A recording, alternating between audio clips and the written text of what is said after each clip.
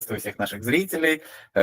Наши обзоры продолжаются, и мы опять знакомим вас со стратегией, которую мы применяем при входе в сделку и при выходе из сделки, потому что в сделку нужно не только грамотно войти, но еще желательно грамотно и вовремя выйти. Инопланетный гость применяет свою технологию на монете Link. Я в основном веду обзор по биткоину и монете Magic, которую почему-то взял за основу по определенным причинам для своей торговли.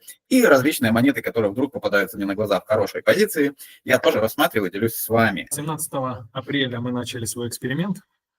И как вот робот все отметил правильно, также сообщил вам и вас известил. Мы все, что наработали за долгие годы торговли, применяем. Но, конечно же, это не финансовая, ни в коем случае не рекомендация. И сегодняшний день был тоже достаточно плодотворным. Если вы пересмотрите наше предыдущее, вчерашнее видео, то там дорогой робот сообщил, что, скорее всего, рынок развернется и пойдет вниз. И так рынок и сделал. И вот что у нас получилось. Переходим на TradingView и смотрим. Сегодня я сделал 11 сделок. С утра начал торговать. Тут были некоторые сделки небольшие, да, вот здесь было 4 сделки лонг, одна была шорт и несколько лонг, и 3 лонг. Потом была вот такая вот затяжная сделка. Здесь я думал, что рынок продолжит идти вниз, а он резко начал вот так вот. Тут я усреднялся, ждал, потом передвинул take profit вот до этих пор. У меня раньше стоял он на 16.01. То есть, наверное, чуть ниже вот этого уровня. Потом передвинул его, хотел закрыть. Долго сидел в этой усредненной сделке, шорт. И когда рынок начал сильно проливаться, конечно, я был в восторге. Потом здесь вот заходил, усреднялся. И, к сожалению, вышел достаточно рано, потому что не смог досидеть. Здесь пошел рынок волнами. И, конечно, нервы не выдержали. Закрылся вот на этом уровне. Общий доход сегодня 3.44, то есть даже это больше, чем планировалось. Прекрасная история. Ну, у меня Magic тоже был шортовый. Я вовремя, ну, скажем, не вовремя, немножко рано я вышел, но, тем не менее, рано не поздно. И я сейчас уберу элементы рисования и просто расскажу свои утренние мысли, почему я был спокоен сегодня. Почему я думал, что подтверждение я получил в шортовой ситуации. Сегодня увидел вот эту красную свечу, которая перекрыла 2 предыдущих зеленых, и за которым, как я уже сказал, наблюдаю. Обнаружил утром вот эту красную большую свечу, которая перекрыла этих 2 зеленых. Обычно признак шортовый, когда одна свеча, ну, либо же лонговый, но в нашем случае это шортовый признак, когда одна красная свеча перекрыла несколько предыдущих зеленых. И уже вот здесь я не волновался.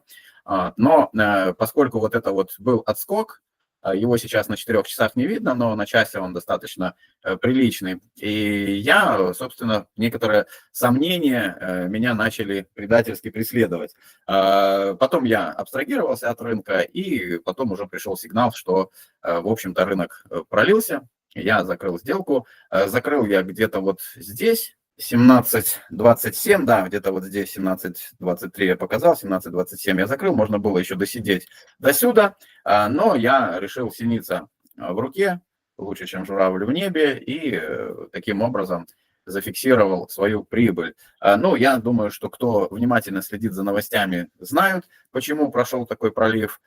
Кто не знает, могу акцентировать, что Трамп сказал, что нужно еще мало для Китая, мало для Мексики, мало для всех остальных стран. Давайте мы введем еще и для Европы 50% пошлины. И, в общем-то, это, ну, скорее всего, что это так и сколыхнуло рынок. Но поскольку, в общем-то, у нас уже давно напрашивалось, я включу объемы, их не видно. Я вчера видел дивергенцию и подумывал, что пора бы уже явно напрашивалась. Сейчас я попробую найти. Такая дивергенция, да, вы помните, что это вопрос, который вы зададите, и мы дадим на него ответ. А я просто покажу сейчас, что когда здесь цена растет, а объемы здесь снижаются, обычно, ну, направление здесь вверх, а здесь вниз, обычно это признак разворота. И поскольку мы шли вверх, то, ну, развернуться, естественно, было вниз. Здесь сейчас была обратная ситуация, у нас росли объемы, а цена падала, и здесь я уже в лонговой позиции. Поэтому, ну, как один из фильтров можно применять дивергенцию, как один из фильтров определения разворотной структуры. Вот такая история. И что касается вообще биткоин меня чем на самом деле поражает, это тем, что у него качественно держится на самом деле доминация. Доминация на 4 часах непонятно, на дневке или на недельке надо смотреть.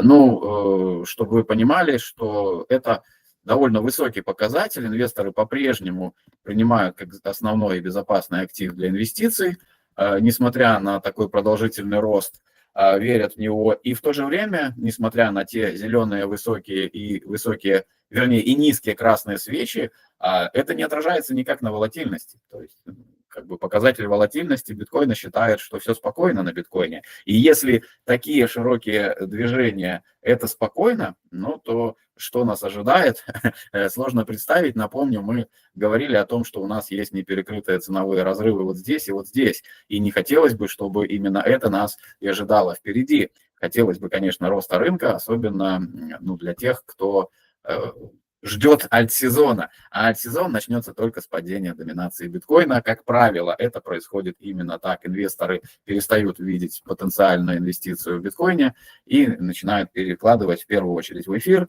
который довольно крепко выглядит, довольно сильно держится. Даже если взять график биткоина по отношению к эфиру, раньше он выглядел очень плачевным, а сейчас он довольно бодро так себя показывает после столь длительного трехлетнего отката. Да? То есть если включить, тут у меня есть элементы рисования на этом графике, какие замечания у меня были по истории и чего я ожидаю. Так вот, ожидаю я вот такого развития событий, и мы уже вот чуточку нам надо вот добраться до этой линии, потом пройти выше и сломать таки вот эту большую нисходящую структуру. Сейчас на недельке покажу, будет немножко понятнее, о чем я говорю. Вот так вот примерно выглядит история всего соотношения торговли эфира, биткоина. И были закономерности, которые я на одном из эфиров освещал в каждом цикле, и сейчас они примерно такие же, и мы примерно где-то с вами вот здесь. Да? И у меня прорисован сценарий, что мы должны подойти вот к такому грибовидному моменту, потом еще немного откатиться, и это будет у нас как раз-таки закрепление над нисходящей трендовой. У нас уже было 2 вершины, у нас уже был продолжительный такой флажок снижения, у нас уже был зафиксирован минимум, и мы, на мой взгляд, должны примерно такой сценарий отработать на паре эфириум-биткоин. Это так, отступление, которое, в общем-то, не планировалось, но почему-то захотелось об этом вспомнить, потому что именно вот такое поведение где-то и будет знаменовать начало уже настоящего альт-сезона. Многие считают, что его в этом цикле не будет. Поживем, увидим. Большое спасибо за такой обзор. Ну и, дорогие зрители, подписывайтесь, задавайте нам вопросы, ставьте лайки и поддерживайте наш канал. Ну и встретимся завтра. Это будет делать наш канал лучше, информацию более точечной для вас, потому что мы будем понимать, что вам интересно и что бы вы хотели узнать, а не говорить о том, что мы знаем и что хотим вам рассказать. До новых встреч, друзья, пишите.